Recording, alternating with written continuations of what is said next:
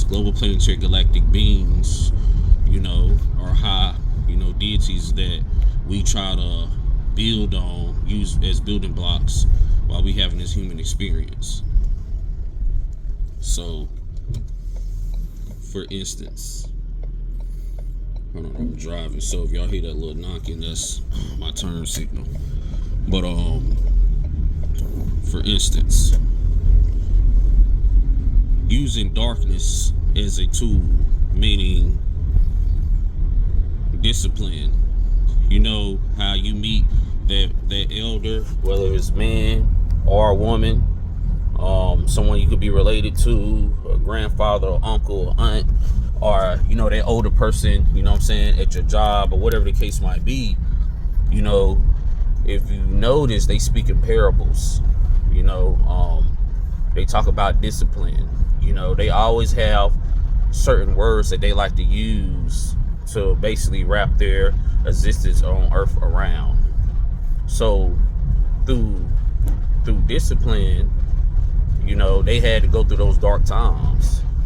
That's why if you notice, every time someone's telling you about evolving to the next level, whether it's financially, whatever you have going on, they always warn you it's not going to be easy. It's going to take some time. It's going to be uncomfortable, etc., etc.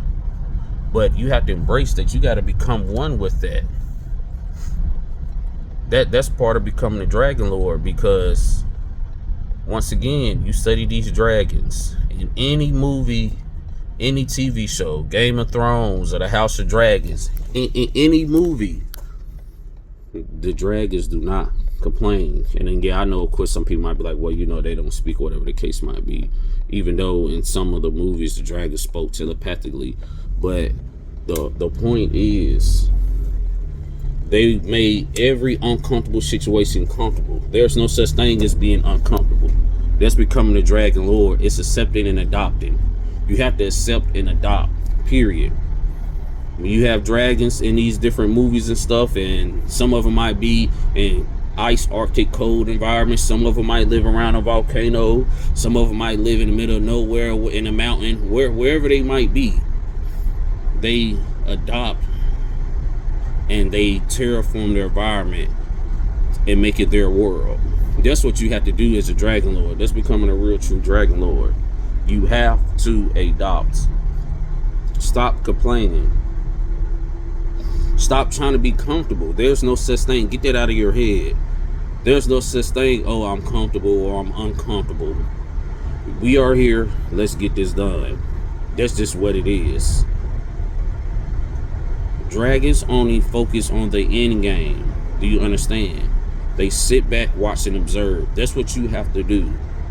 If you in a situation that you're not so fond of, study the people around you. Study the people before you. See how they handle those situations and see what's the best route for you. It's not about moving fast. It's not about being first. You understand what I'm saying? You got to use time as a tool. And that's what dragons do. That's how you become a dragon lord. Now, some people might say, well, how is, studying so-called mythical creatures or, multidimensional creatures, or whatever the case might be, or extinct creatures, how is that going to help me now in the present time? It's going to help you turn from a modern man into kingship. That's how I was going to do it, because you got to think about it. Everybody that you in the arms race with right now in this thing called life, they're using modern, or they using the normal old techniques of becoming a better person, living better. How can you be different from everybody else if you taking the same, tools of life that everyone else is living? Do you understand what I'm saying? There's going to be nothing unique about you. One of the main reasons why I think the way I think and I move the way I move and what I have going on, because I study the old world a lot more than the modern world. The modern world, this is new. It's a lot of things that still has yet to be tested and tried and true. A lot of things in the old world that they was doing for thousands of years actually worked. You know, you got to terraform your environment. That's what the dragons do. You become the dragon lord. That's what you're going to do. You're going to terraform your environment. You're going to become the god, the king, you know, of your environment. That's what dragons do. No matter where they dragons at, every animal, whether if it's human or not, knows when that dragon take flight, you better take cover. It's respected. Even the ones that hate it, they want to see it die. It's respected. It's not disrespected. It's not played with. That's how it would be when you become a dragon lord. When you walk in the room, people, they're going to feel your presence. Build up their aura. The whole time while the dragons watching people go to war, fight, stab each other in the back, or just live their regular everyday lives, that dragon's building up aura. That dragon is like a computer, a quantum computer. Is computing all and everything that you do, how you do it, why you do it. It's just watching, not even judging. It's just watching. It's letting you be your natural self. You understand? It's a true apex predator.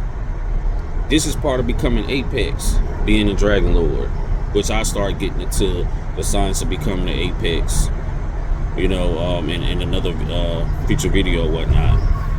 But becoming a dragon lord, it's a process. It takes time. You have to rewire who you think you are, the 5 W's and the H, the who, what, where, when, why, how, all that. Because you've been programmed. You understand? The dragons, they don't operate on new law. They operate on original law. It's a pecking order, a hierarchy. That's how it goes. It goes with natural law. You have to go with natural law. Another thing that I want to touch on in this video, in this part 2. You notice in those videos where they say, you know, these dragon eggs may be 50,000 years, or they only hatch every 20,000 years or whatever. This goes back to the science of isolation in the time chambers. That's why I always stress in some of my videos that don't rush the process. I know it's easier said than done. You got to become with the process. Time is just a tool. You understand? Sometimes those dragons might not fly and eat for 20,000 years maybe. It will sit back and watch the population in that area that it stays in grow and develop. That's the food. You understand? That's the food. You have to do the same thing in life. Don't bite your tongue trying to eat your food so fast. Now your tongue bleeding. Now you got blood on the plate. Are you eating so fast you been done bit the plate in half? Dragons don't do that. It's always the long game. That's the science of becoming a dragon lord. It's always the long game. Sustain, sustain, sustain. No stress. No stress at all.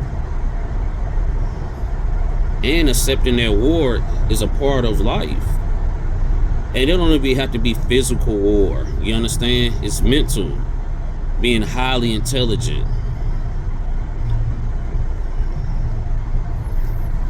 Because also, the ones that do make those, the few people that do make those connections with dragons, but never have a friend like it ever in their lifetime when they make those special bonds with those dragons. Have you noticed that? Because it's that energy. So you have to understand the same energy that you use, that you could build something up, you could destroy something as well with that energy. Perfect example. Let's say if you building a building and you're an electrician. You're not an electrician.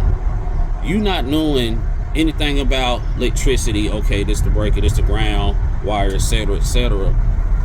You're gonna burn that whole building down in 5 minutes. But if you know what you're doing, you could like the whole world. You understand what I'm saying? You could bring power and light to the whole neighborhood, to that whole city, that state. So it's not about good or evil. It's about what you do with that power. It's about not abusing that. You understand what I'm saying? But when you move strong. So you have to realize that. It's about moving with precision. You know, this is chestnut checkers. That's what dragons do. But you know, I just wanted to touch on that a little bit more. It'll be a part 3 dropping soon. You know, I appreciate y'all for listening, and y'all have a galactic day.